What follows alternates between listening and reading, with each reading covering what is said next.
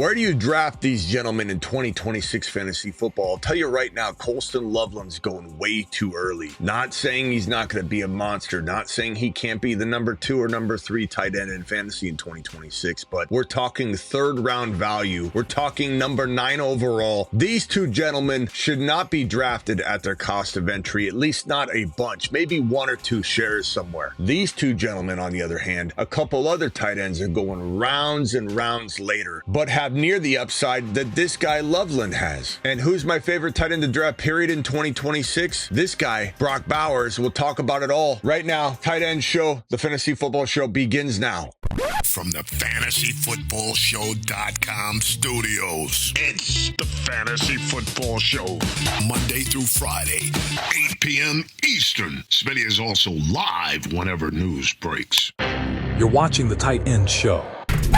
Ladies and gentlemen, Brock Bowers is by far and away the top tight end to draft in 2026 at cost of entry, everything being included in that argument and discussion. This man has an ADP of 1.9, 1.10. You're talking about Travis Kelce, old value, Gronkowski, old value, first round tight end, cost of entry. It's not worth it. Not with the changing offense, not with Nathaniel Hackett in town. I know he's not calling plays, but it's still a concern that this team loses Petzing as the play caller, the guy that got Brissett, McBride, and Michael Wilson Jr. on their horse, just absolutely traveling at lightning speed last year. Hard to imagine that this thing gets completely replicated that way. If things improve in Arizona, they're not throwing it every single turn. I'm not saying don't draft McBride. I'm not saying McBride doesn't even finish number 1. I'm just saying if this man costs you 1.9, this man, Brock Bowers, costs you a 2.10, 2.11, 2.08, and we're paying this first round draft capital, your first drafted player, and this guy's going as your, in some cases, late second drafted player, late second round. The cost of entry is crazy different. It might not feel that big of a deal, but when you're talking about walking out with a CeeDee Lamb, walking out with a potential Jahmyr Gibbs, or whatever player you want to insert in the mid to late first round, the difference between that player and the player you're getting down here at the wide receiver or running back position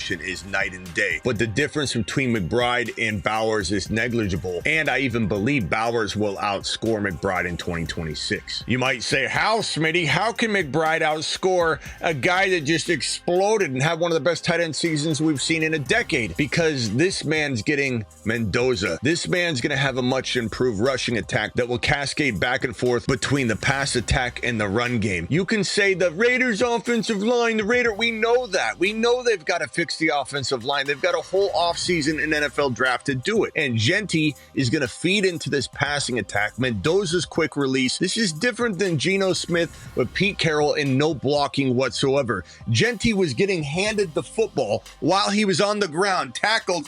There you go, -3 yards. It's not going to happen. Genty's going to open up everything. Bowers is stretching the field. The reciprocation is going to be crazy. The defense will be on point. Crosby's going nowhere. Crosby shot down the Glazer report the other day. Told you that was going to happen.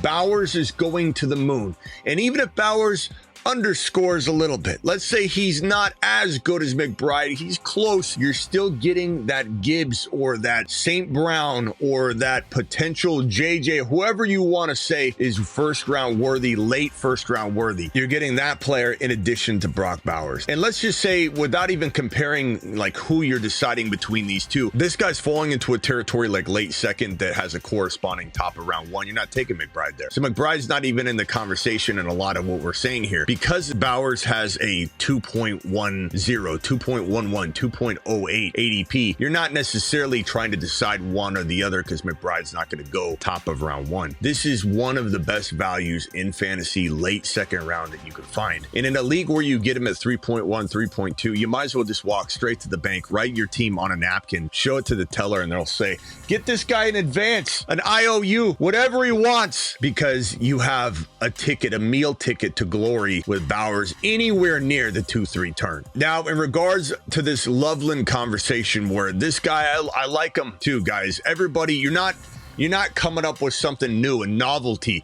Oh, I'm going to be ahead of the curve and say, this is going to be the number 1 tight end in football. Or I'm going to go bold and say he's the number 2 tight end right after McBride in fantasy football 2026. People are saying that all over. This is not a new novel idea. The problem is everyone's saying it in unison, and he's climbing up ADP boards. This guy's going at 3rd round, late 3rd round on Underdog. Promo code Smitty. Drafted us on Underdog using code Smitty. The link's in the description. They'll match your first deposit 50% all the way up to $1,000. Play 5, get 75. Underdog is the way to go with these early drafts. Right now, you can early draft this stuff, and I'm telling you, we're watching Loveland go bottom of round 3 in Underdog drafts right now in February for the big board, the $10 big board, $200,000 in first place.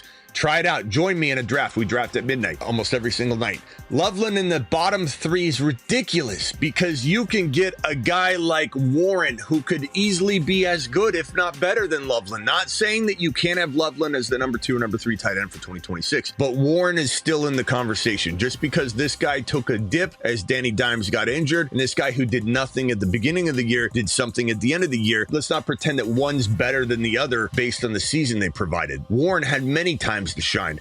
Fannin was a top 5 tight end. As predicted on this channel, we told you we invented Harold Fannin. Let him cook.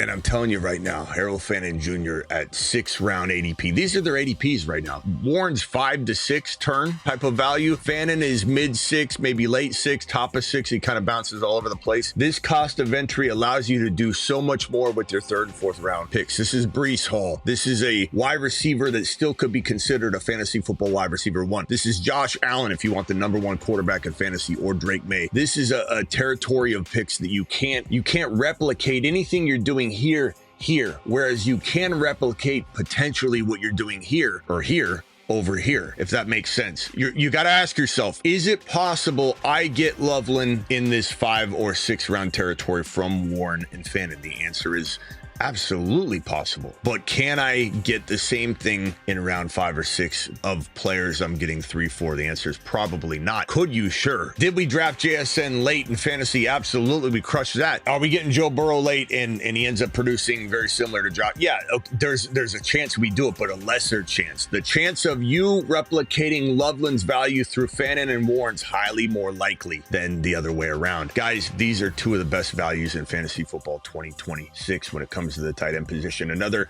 couple tight ends that come to mind very, very much later would be Gadsden going in.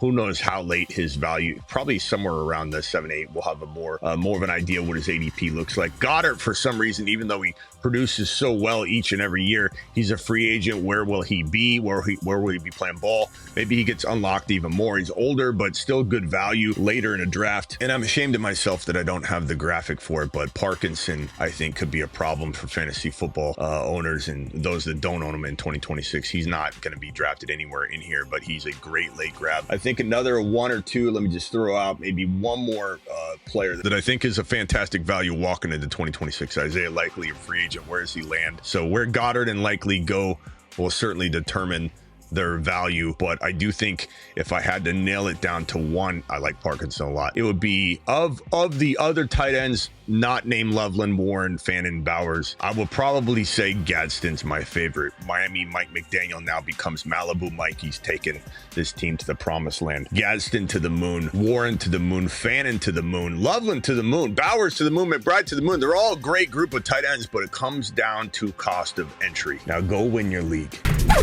Don't forget that I have year-round fantasy football content over at thefantasyfootballshow.com. Rankings, bold predictions, trade calculators that got into the industry in 2002.